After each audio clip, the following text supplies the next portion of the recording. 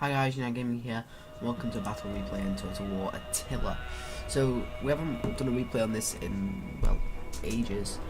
So it's gonna be a pretty fun thing to see a battle. A game that we haven't seen in absolutely ages. And this was a battle I played maybe a month ago, probably a bit longer. But basically, it's a very weird battle because I picked, in my eyes, a power faction. Like, I class the guys I picked, which is the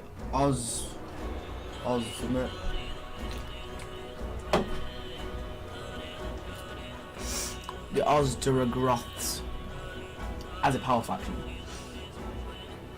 Right? I class them. I'm wiping my nose because I literally just fucking energy drink up my nose. It was horrible. I class them as a power faction because they've got these really cool Falx units, which are really powerful. Can do a ton of damage really quickly in prolonged melee, and they do really well on the charge, basically. And they've got really low armor, but if you can avoid skirmishers like Javies and archers, you're absolutely fine. But the problem with playing in this game is, basically, there is a big counter pick to this faction, which is the Saxons, which, the enemy actually picked. And the good thing about the Saxons is their faction is basically a Jav faction. Sorry for moving the recording screen for a second. It's basically a Jav faction, right? They're specialising in bringing Javies.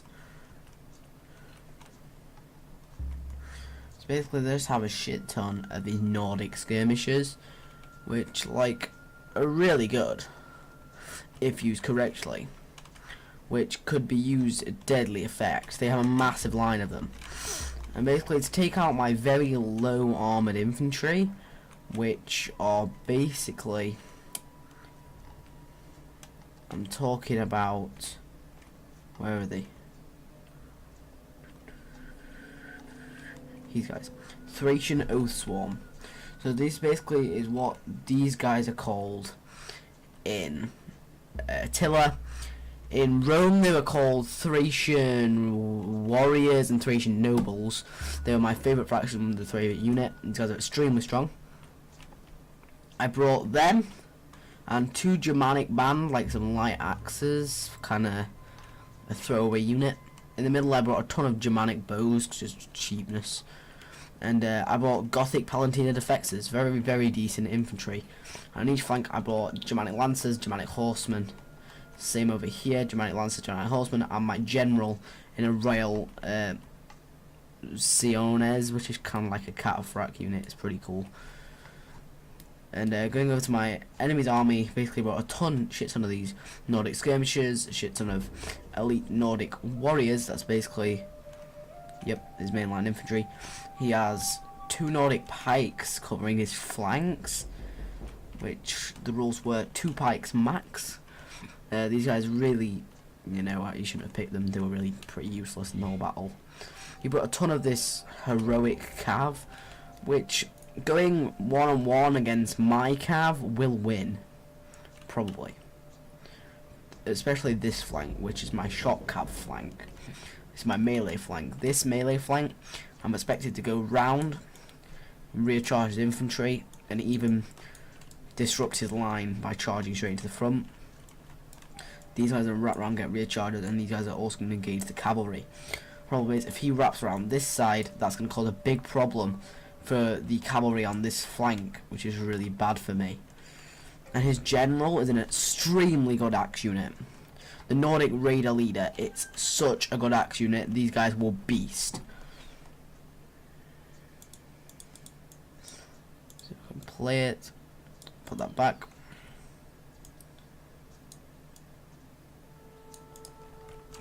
But we're going to go ahead and play the battle. So I'm just going to reform my cav on this flank to start off with. Is basically just going to sort out this flank. I do have some lancers on this flank. It's not all melee, because if I brought all melee it wouldn't be that good.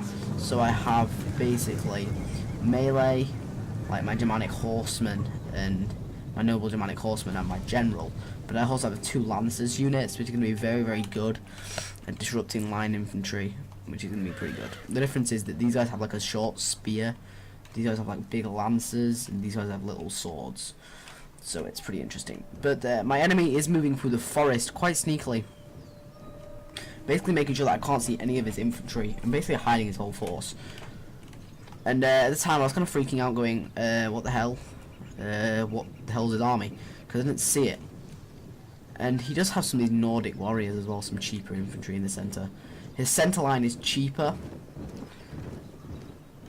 I think, yeah, his left flank is cheaper, and his right flank has the elite Nordic warriors, because he's seen my elite my elite left flank, so he's managed it with an elite right flank, and also put some axe band, a Nordic warband, axe warband, and then a pikeman to help this flank. And the first unit that's going to be uncovered, which I don't know if he did this on purpose, is this pikeman, and he's basically solely moving it up on the flank. And pikemen are very easily shot down, which my plan is basically just to throw so much archer fire straight in against them. And these guys are pretty light. These are light, very light bows. But the thing is, I have so many of them, but they're going to do some pretty decent damage to his infantry on the approach. That was basically my plan, is just to do a shit ton of damage on approach. Like, that's basically all it was for.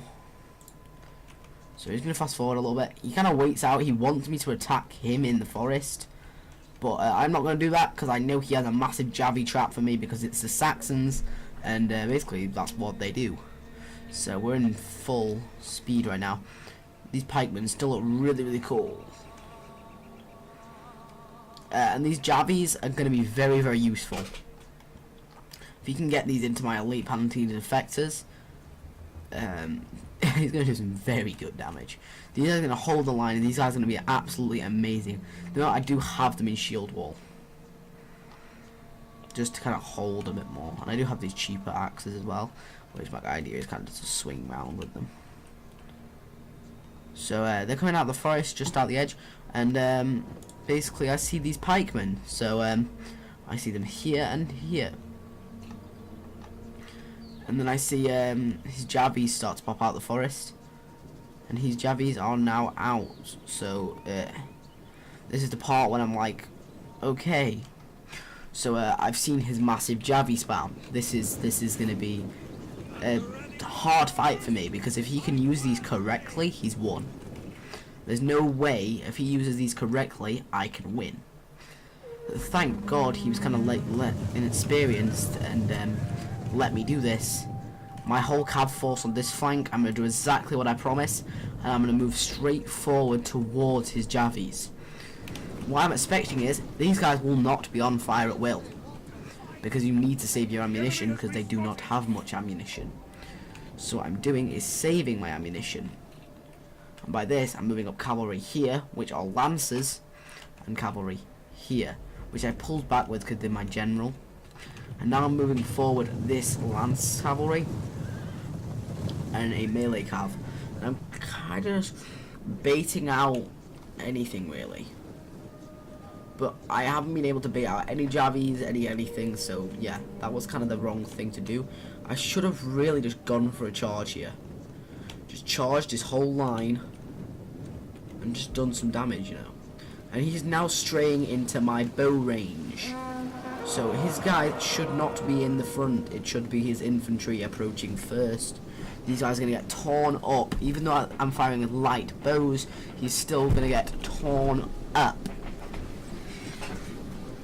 So I am still firing, and look at this. The devastation, his men are starting to drop. He finally gets a volley in, and he is going to demolish my skirmishers. He's starting to get good kills on my infantry. I can't take this. I need to move forward. So I'm charging with my infantry. These guys are not pulling back. This is the bad thing. These guys should be pulling back. Now he does able to get them out, and he does a massive, devastating charge right here. And I see the opportunity. I grab my melee cav real quick, and I'm going to pin his cavalry force. Alright. I have cavalry now in the fight on this flank, The whole centre line has been disrupted, exactly what I want, by my Palantir defexes.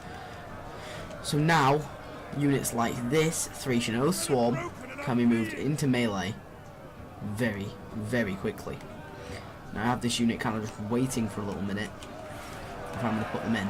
And see, this pike unit is going to come in against my cavalry, which is really not what I want.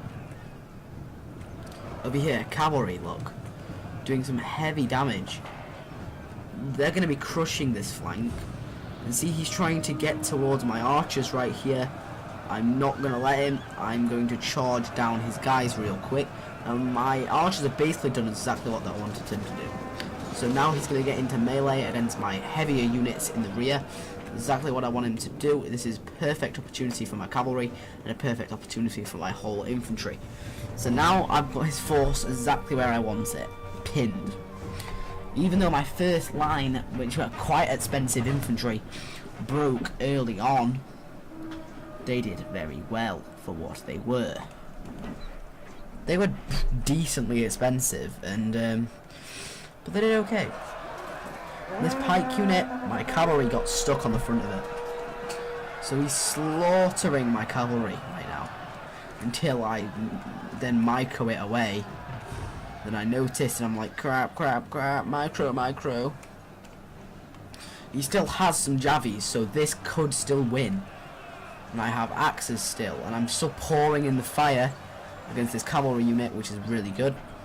On this side, this is going to be a close fight on this flank, because he has tons of elite infantry, but I do have a lot of Thracian Oath Swarm and cavalry on this flank, still fighting, but really backed onto the end of pikes, which is really not good. But now I have cavalry behind him.